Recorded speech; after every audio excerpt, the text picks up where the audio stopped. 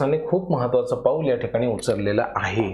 बहिणींनो लक्षात घ्या, खूप महत्त्वाची बातमी आहे. मी तुम्हाला अत्यंत कमी वेळेमध्ये सांगण्याचा प्रयत्न करतो, कारण की ही बातमी तुम्हाला न्याय देणारी आहे.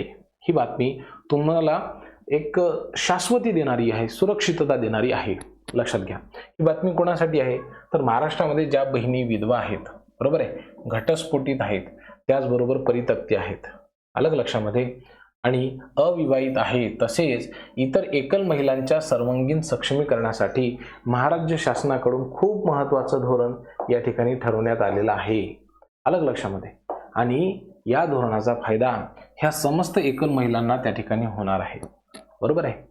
या धोरणामध्ये तळागाळातील महिलांचे अनुभव, त्यांच्या अपेक्षा आणि त्यांच्या सूचना ह्या प्रतिबिंबित व्हाव्यात यासाठी जिल्हा महिला व बाल विकास अधिकारी कार्यालयाच्या माध्यमातून 22 तारखेला सगळ्या महिलांचे अभिप्राय त्या ठिकाणी घेण्यात आले. बहिणींनो बघा किती महत्त्वाची गोष्ट आहे, बरोबर की नाही.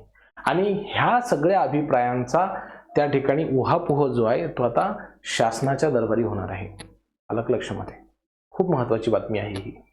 आता या बातमीचा तुम्हाला फायदा कसा होऊ शकतो आपण ते थोडक्यात जाणून घेऊ. लक्षामध्ये बघा,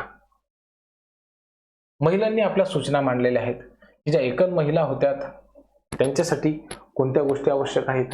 तर आपल्या बहिणींनी सांगितलं की त्या ठिकाणी सामाजिक, आर्थिक, शैक्षणिक व कायदेशीर अडचणींचा सामना आपल्या एकल महिलांना करावा लागतो आणि त्यामुळं त्या संदर्भामध्ये उपाययोजना राबवल्या गेल्या पाहिजेत.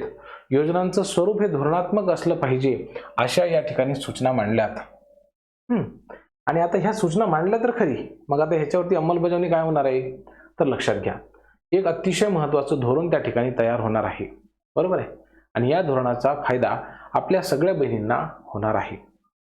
बहिणींनी काय सांगितलं बघा, अनेक महिलांनी आपलं मनोगत त्या ठिकाणी मांडलं आणि आपलं प्रतिबिंब हे शासनाच्या आगामी धोरणामध्ये उमटावं अशी अपेक्षा सुद्धा त्या ठिकाणी त्यांनी व्यक्त केली. एकल महिलांच्या पाल्यांच्या शिक्षणावरती सुद्धा विशेष भर देण्यात यावा असं मत त्या ठिकाणी मांडण्यात आलं. सगळ्या बहिणींनी मांडलं. आता मला वैयक्तिकरित्या वाटते की तुम्हाला या संदर्भामध्ये काय काय फायदा होऊ शकतो ते आपण बघू. एक तर म्हणजे काय बहिणींनो, तुम्हाला सगळ्यात महत्त्वाचा जो फॅक्टर आहे तो म्हणजे पगार सुरू होईल. अलग लक्षामध्ये, पगार सुरू होऊ शकतो तुम्हाला आणि ते व्हायला पाहिजे. खूप आवश्यक आहे, खूप आवश्यक आहे. बरोबर आहे. काय भेटायला पाहिजे? पगार मिळायला पाहिजे. दुसरं महत्त्वाचा फॅक्टर काय आहे तर तुम्हाला आर्थिक मदत मिळेल. यामुळे या धोरणामुळे काय होईल? आर्थिक मदत मिळेल. तिसरं काय होईल तर तुमची जी लहान लहान मुलं असतील, बरोबर आहे, तर त्या मुलांच्या शिक्षणासाठी पैसे मिळतील. मुलांच्या शिक्षणाचा जो काही खर्च असेल तर तो खर्च सुद्धा कोण घेईल? शासन करेल. मुलांच्या शिक्षणासाठी मदत मिळेल. लक्षामध्ये मदत होईल तुम्हाला. आता ज्या महिलांकडे स्वतःचं घर नाही आहे, बरोबर आहे, तर अशा महिलांना घर सुद्धा मिळेल.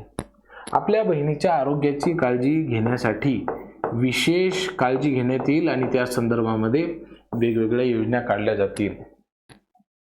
यासोबतच तुम्हाला सुरक्षित आणि मोफत प्रवास सुद्धा मिळेल. एसटी मध्ये सुविधा मिळेल, सगळ्या गोष्टी, बरोबर आहे. सुरक्षित प्रवासही होईल आणि सुरक्षित जीवन सुद्धा मिळेल. यानंतर तुम्हाला आणखीन फायदा काय होईल तर तुम्हाला त्या ठिकाणी कायदेशीर सल्ला सुद्धा मिळेल. बरोबर आहे की नाही.